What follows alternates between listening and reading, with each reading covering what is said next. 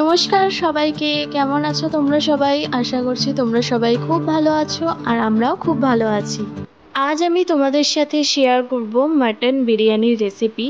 আমি কিভাবে মাটন বিরিয়ানি বাড়িতেই বানিয়েছি খুব সহজেই, সেটাই তোমাদের সাথে শেয়ার করব। তো এখানে আমি 700 গ্রাম মতো মটন নিয়ে নিয়েছি। এখানে পিসগুলো দেখতেই পাচ্ছ, খুব একটা বড় আমি নিইনি, চর্বিযুক্ত পিস নিয়েছি। তো প্রথমে মাটনটা ম্যারিনেট করে নিচ্ছি। তার আগে খুব ভালো করে মাটনটা ধুয়ে নিয়েছি। তো এখানে হলুদ গুঁড়ো, লঙ্কার গুঁড়ো, জিরে গুঁড়ো, ধনে গুঁড়ো, বিরিয়ানি মশলা, তারপরে দেব হলো কাশ্মীরি লঙ্কার গুঁড়ো। এটা অপশনাল, এটার রঙটা খুব ভালো আসে তাই জন্য আমি দিচ্ছি, তোমরাও চাইলে দিতে পারো নাও দিতে পারো। এরপর দেব আদা রসুন কাঁচা লঙ্কার পেস্ট, এটা আমি 1.5 চামচ মতো দিচ্ছি। তারপর সবার শেষে দেবো দই। এখানে আমি আমুল মাস্তির দইটা নিয়েছি, এটা 210 গ্রাম আছে। এখান থেকে আমি মোটামুটি 200 গ্রামের একটু কম, ওই 180 গ্রাম মতো দই আমি ইউজ করেছি, তোমরা দেখতেই পাচ্ছ, কারণ দইটা বেশিই লাগবে একটু। আর লাস্টে দিয়ে দিলাম অল্প একটু তেল, সর্ষের তেল দিয়ে পুরোটা ভালোভাবে ম্যারিনেট করে নিতে হবে, যাতে প্রত্যেকটা মাংসের প্রত্যেকটা মশলা যেন সুন্দরভাবে লেগে থাকে।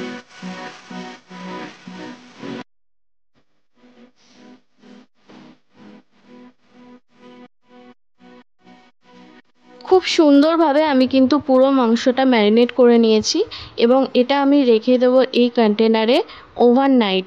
তোমরা যদি ওভারনাইট না রাখার সময় পাও তাহলে এটা তোমরা 2 ঘন্টাও রাখতে পারো। 2 ঘন্টা রাখলে তবেই টেস্টটা কিন্তু খুব ভালো আসবে আর মাটনটাও ভালোভাবে সিদ্ধ হবে। বাট আমি আগের দিন রাত্রেই আনিয়ে রেখেছিলাম মাটনটা, তাই আগে থেকেই ম্যারিনেট করে রাখলাম, তাতে আরও ভালো টেস্ট হবে। তো চলো, আবার পরের দিন সকালে তোমাদের সাথে দেখা করছি। পরের দিন সকালে আমি সবার প্রথমেই বেরেস্তাটা ভেজে নিচ্ছি বিরিয়ানির জন্য। যদিও আমার এই দিনের বেরেস্তাটা খুব একটা ভালো হয়নি, কারণ আমি তেলটা কম দিয়েছিলাম। দেখতেই পেলে তোমরা, তেলটা অনেকটাই কম আছে, বেরেস্তা ভাজার জন্য তেলটা একটু বেশি লাগে। তো আগের দিন ম্যারিনেট করা মাংসটা আমি বার করে নিয়েছি এবং তাতে একটু গোলমরিচ গুঁড়ো আর নুনটা দিয়ে দিলাম। নুনটা আগে থেকে দিইনি, কারণ বেশি পরিমাণে জল ছাড়বে, দই ছিল, তো সেজন্য আর দিইনি, নুনটা পরের দিন সকালেই দিয়ে দিলাম। আর এখানে বেরেস্তাও আমাদের কমপ্লিট হয়ে গেছে। তো যেটা বললাম, খুব একটা ভালো হয়নি বেরেস্তাটা, সেটা আমি বুঝতে পারছি। তো যাই হোক, কিছু করার নেই। এবারে আলুগুলোকে আমি নুন আর হলুদ দিয়ে ভালো করে মাখিয়ে সুন্দরভাবে ভেজে নেব। আর আমি একটুখানি ফুড কালার ইউজ করেছি যাতে সুন্দর রং আসে, এটা তোমরা নাও দিতে পারো আবার দিতেও পারো, তোমাদের উপর নির্ভর করছে। ফুড কালার দিলে কিন্তু রংটা খুব ভালো আসে, এমনি হলুদেও খুব সুন্দর রং আসে। আদারওয়াইজ তোমরা একটু কাশ্মীরি লঙ্কার গুঁড়ো দিয়েও ম্যারিনেট করে ভাজতে পারো, সেটাতেও খুব ভালো কালার আসবে।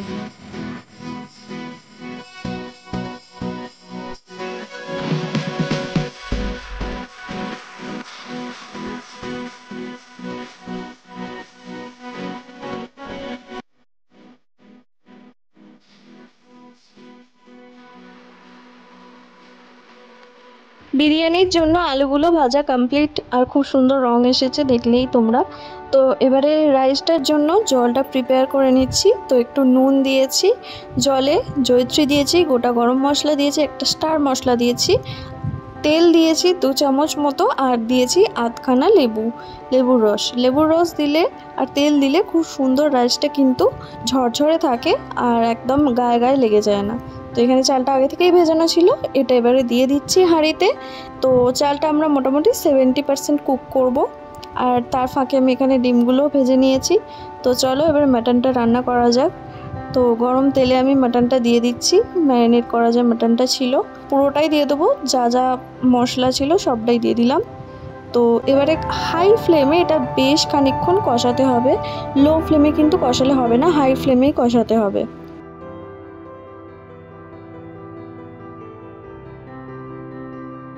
মাটনটা হাই ফ্লেমে কষাতে কষাতে দেখো কতটা জল ছেড়েছে, আমি কিন্তু একটুও জল দিইনি, পুরো জলটাই দই থেকে বেরিয়েছে। আর এখানে আমি দিয়ে দিলাম একটা গোটা টমেটো আর অল্প একটু বেরেস্তা। তার সাথে যে আলুগুলো ভেজে রেখেছিলাম সেগুলোও দিয়ে দিলাম, নাহলে আলুগুলো হয়তো ভালোভাবে সিদ্ধ হবে না। তো দেখতেই পাচ্ছ এখানে ভালোভাবে মাটনটা ফুটছে। তো এখন আমি একটা জিনিস বানিয়ে নিই, চলো। এখানে দুধ নিয়েছি, দুধে আমি অল্প 1 চামচ মতো কেওড়া জল আর অল্প 1 চামচ মতো গোলাপ জল দিয়ে দিলাম। তার সাথে দিয়েছি অল্প একটু ফুড কালার আর লাস্টে দেবো হলো মিঠা আতর 2 থেকে 3 ফোঁটা। এখানে আমি ফুড কালার ইউজ করেছি কারণ জাফরানটা আমার বাড়িতে ছিল না, তাই জন্য, না হলে জাফরানও ইউজ করা যাবে। তো এখানে মাটনটা খুব ভালো, দেখতেই পাচ্ছ কষানো হয়ে গেছে আমাদের। এবারে মাটনটাকে সিদ্ধ করার জন্য আমরা প্রেসার কুকারে দিয়ে দেবো। প্রেসার কুকারে অন্তত একটা সিটি দিতে হবে, তাহলে মাটনটা খুব সুন্দর সিদ্ধ হয়ে যাবে। তো আলুগুলো তুলে নিলাম, এবারে মাটনটা চলো সিদ্ধ করতে দিয়ে দিই প্রেসার কুকারে।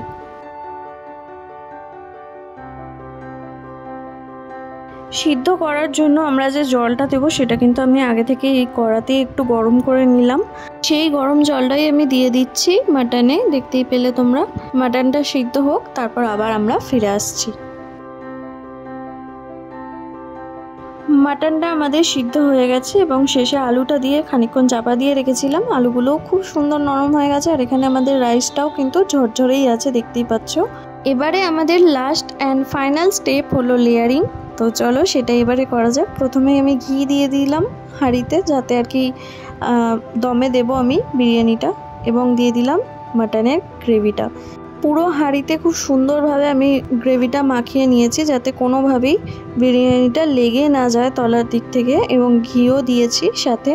তো এবারে রাইসটা দিয়ে দিচ্ছি। প্রথমে রাইসের একটা লেয়ার দেব, তারপর আমরা বাকি ইনগ্রেডিয়েন্টগুলো দেব। তো এবারে দিয়ে দিচ্ছি দুধের যে গোলাটা রেখেছিলাম সেটা।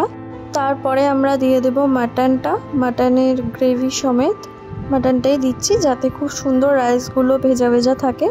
আর এখানে মাটনের সাথে বেরেস্তাও দিয়ে দেবো। তারপরে দেব বিরিয়ানি মশলা 1 থেকে 1.5 চামচ মতো। তারপরে এভাবেই আর একটা রাইসের লেয়ার দেব, আর তারপরে আবার মাটনের একটা লেয়ার হবে, মাংসের একটা লেয়ার থাকবে, তার উপরে রাইসের একটা লেয়ার। এভাবেই পুরো লেয়ারিংটা কমপ্লিট করে নেব।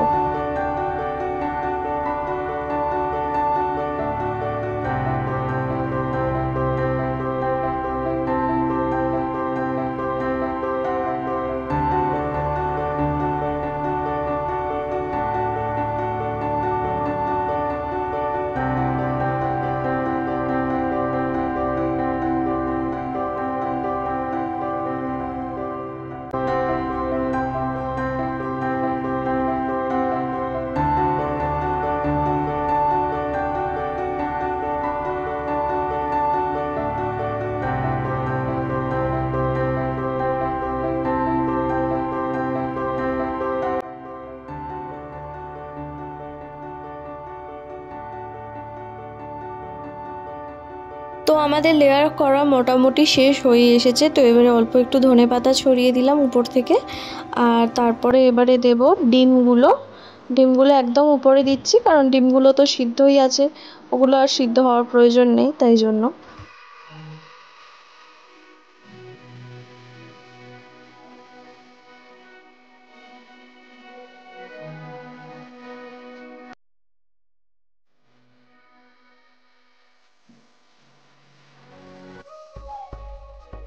তো সব শেষে একটু ধনেপাতা আর একটু বিরিয়ানি মশলা ছড়িয়ে দিলাম উপর থেকে। এবারে বসিয়ে দেব দমের জন্য।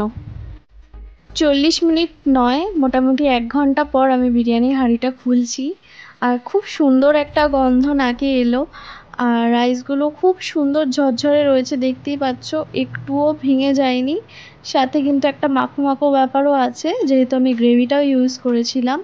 আমি যে প্রসেসে বানালাম, তোমরাও যদি সেই প্রসেসেই বানাও তাহলে তোমাদেরও খুব ভালো লাগবে বিরিয়ানিটা, এবং বাড়িতে এটা খুবই সহজে বানিয়ে নেওয়া যায়।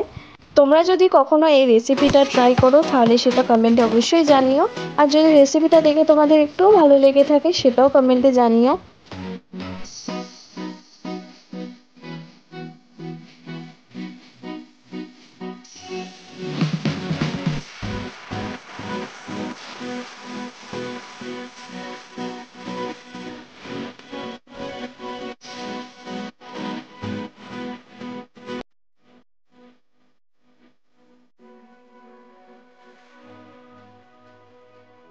এবারে কিন্তু বিরিয়ানিটা খাবার পালা। তো দেখতেই পাচ্ছ আলুটা কত সুন্দর সিদ্ধ হয়েছে, আর সাথে মাটনটাও খুব ভালো সিদ্ধ হয়েছে, যেহেতু আমি ওভারনাইট ম্যারিনেট করে রেখেছিলাম।